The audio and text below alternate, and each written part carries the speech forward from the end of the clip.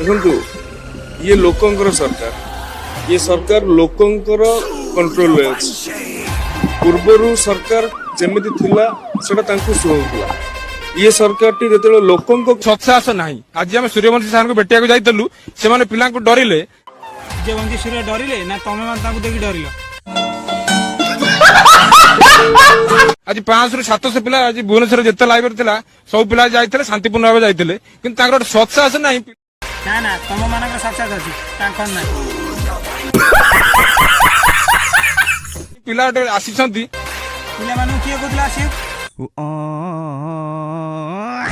ତାଙ୍କୁ ଦୀପଦ କଥା ହେଇଯାଏ। ତମେ କିଏ କି ତମ ସହ ସେ କଥା ହେବେ? ଏ କଣ ପାଇଁ ଆସିଛନ୍ତି?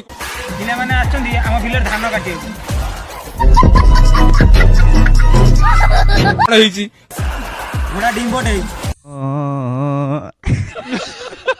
କିନ୍ତୁ ପଛପଟ ଗେଟ୍ ଦେଇକି ନା ତମ ମାନଙ୍କୁ ଜବାବ ଦେଇଛନ୍ତି।